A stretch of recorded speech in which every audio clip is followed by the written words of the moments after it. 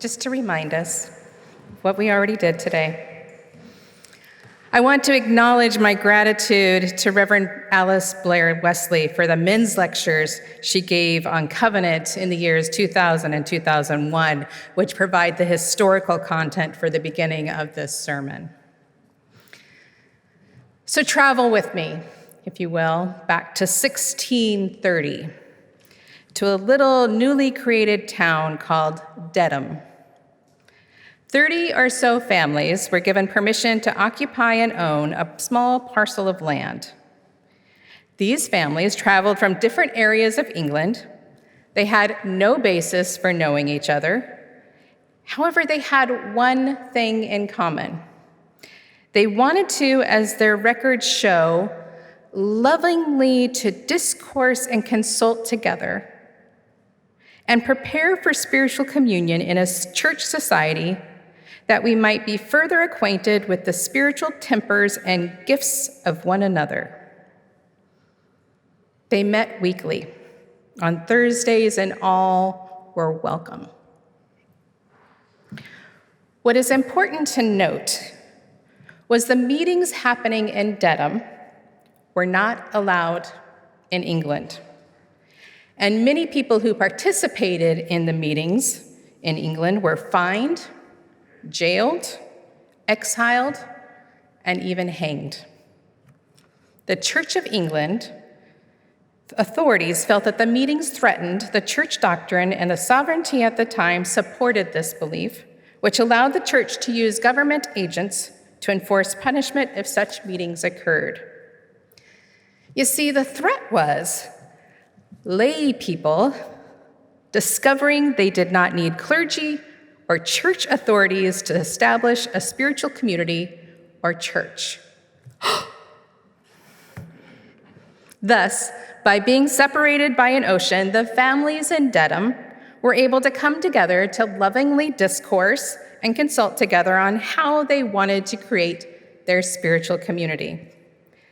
They did this with 3 rules agreed upon regarding how they would come together. 1, they would decide before leaving each meeting what the question to discuss would be for the next week. 2, each week the host of the house would begin speaking to the agreed upon question. Then everyone else could speak by turns.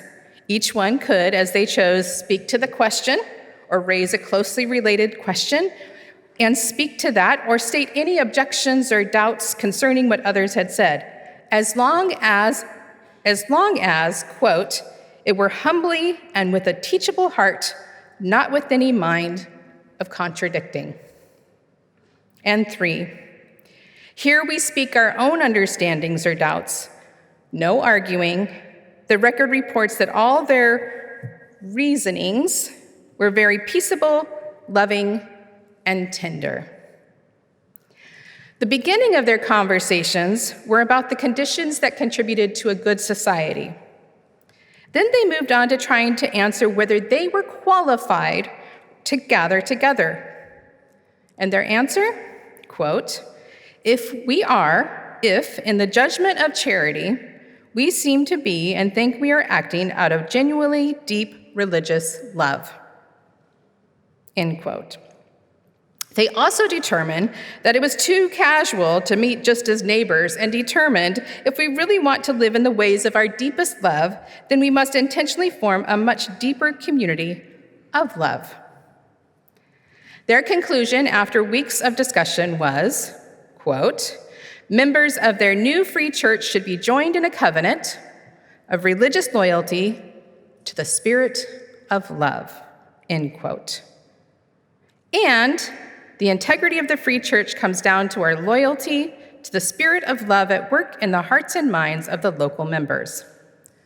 Thus was born, love is the doctrine of this church, and the foundation for all the covenants we have made in history of our Unitarian Universalist faith. It is the foundation for the unison covenant we say each Sunday, even if it is love is the spirit of this church. Reverend Wesley shares, the marvelous thing about our 17th century ancestors, in my eyes, is this.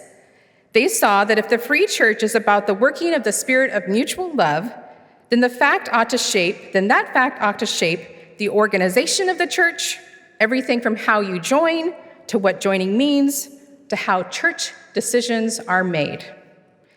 I would add that it now shapes how we remain in relationship with each other when harm is done, when forgiveness is sought, when conflict calls us to grow and transform.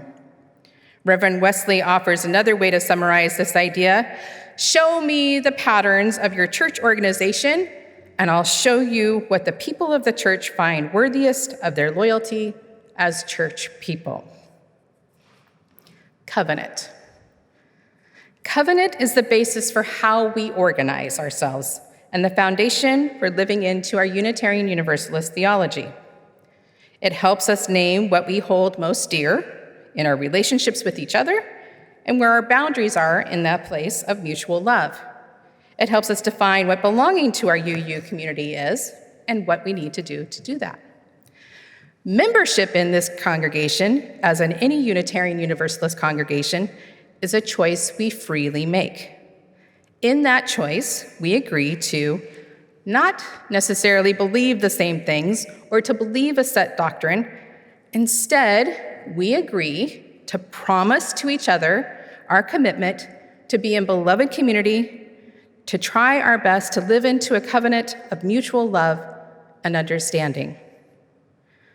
With that said, we have not, as a congregation, intentionally created or named what we hold most dear, what our boundaries are, what belonging means, and how we repair relationship when harm is done. Yes, we have a unison covenant, we say each week, that is aspirational and lovely, and will not change. However, when we want to do the hard work of working towards beloved community, where we have a diverse group of people living into a covenant of mutual love and understanding, we need to get a bit more specific than the words we say on Sunday morning. Now, I'm going to bring into the conversation one of the areas our Dedham ancestors felt it was important to articulate.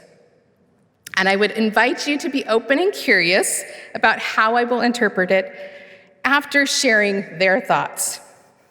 According to Reverend Wesley, one of the patterns found was the idea of reasoning together about what we love in continuous consultation, or what our ancestors called walking together, which laid the foundation for the free church concept of discipline. Take a deep breath. Remain curious. Our Dedham ancestors believed the following. If any member's actions or his or her attitude or carriage seemed scornful or sarcastic or sullen or ungenerous, he or she would likely be called upon the next afternoon by the elder to clear things. Members of the free church discipline one another by reasoning together in love whenever any members see it as needed. No member of a free church is cast out for dissent on some proposition. Rather, a persistent refusal to engage with tolerance or patience is the only proper cause for removing any member from the roll. That is what they say. Today, we do not call this disciplining each other or even suggest we're going to discipline someone. Instead, we call people into relationship, into covenant. We do and have been, especially this past year, holding each other accountable in our actions, in our words, in our ways we relate to each other. In fact, just last year at this time, we had an ouch during worship at the start of the Lunar New Year, which we had to learn how to navigate the harm and repair. Since that time, we have leaned into each time an ouch has been named, and each time we have reasoned and discussed in mutual love how we want to move forward in relationship. This work has been primarily done by your ministers, Reverend Vanessa and I. And we have used our best interpretations of what this community holds dear, what this community's boundaries are, what belonging means, and what repair looks like at UUSF. We have given you tools to help mitigate some of this work yourself with the concept of ouch, oops, and whoa. Ouch to name when you have felt hurt or harmed, oops to name when you have caused hurt or harm, and woe when we noticed hurt or harm happening in the gathering we are in. Those of you who have participated in this process of mitigating harm know there are many pieces to it, and it takes an enormous amount of time as well as energy. We talk to each party involved separately, determine common goals, bring the parties together, and then hold space for those parties to repair and heal. Some of the harms over the past year have been resolved in a matter of a couple weeks, and some have taken months to resolve. As ministers, we feel this work is incredibly important, and we need partners in this work. Thus, the creation of the Healthy Congregation team that Mari explained. However, it is one thing for your ministers to interpret what this community holds dear, what this community defines as its boundaries and how to belong, and what this community deems repair looks like, and a completely different expectation for our Healthy Congregation team to try to interpret these values. And historically, the way these values have been named in Unitarian Universalist congregations is to create a covenant. And historically, it has been developed by the people who have freely made the choice to be part of that congregation. Which brings me to why this work is being done now, and why we are asking you to participate in the conversations. It's not to change anything we hold dear. Instead is this time for the congregation of UUSF to intentionally name what it holds dear. What boundaries are important? What belonging means? And how do we repair relationship when harm is done? We need your voices to help create a congregational covenant that will help our Healthy Congregations team, as well as your ministers, in determining what.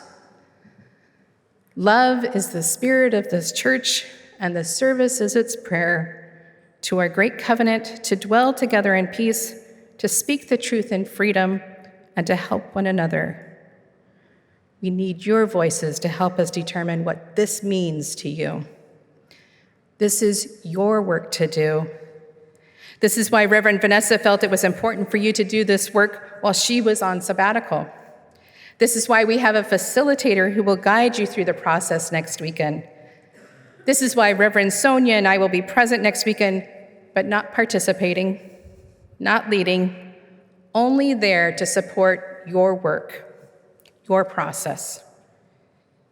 It is also why we need voices present, our congregational leaders, our BIPOC group, our young adults and youth, our new members, our longtime members, our visitors, all who value this community and have a commitment to it. Reverend Wesley inspires us in creating a congregational covenant by calling us to this aspiration.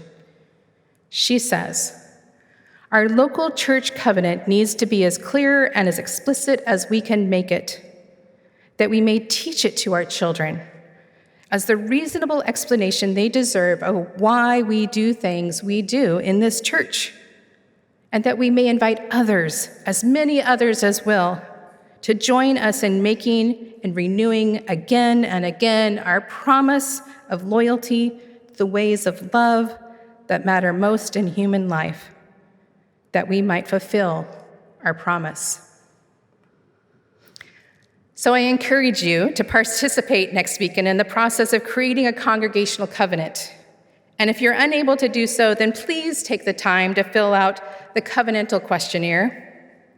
Actually, regardless of whether you plan to participate or not, I encourage everyone to fill out the covenantal questionnaire, just so you can take the time to intentionally and thoughtfully determine what you hold dear, what you name as boundaries, what you define as belonging, and how you would like to repair a relationship.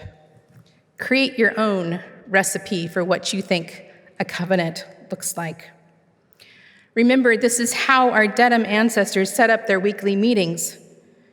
And it was to ensure everyone knew the question for the conversation the week before so people could come to thoughtfully and intentionally discuss what mattered most to them. May we embrace the spirit of our ancestors in our intentionality and in our creation of our covenant for UUSF, and may we do it joyfully and in mutual love. May it be so.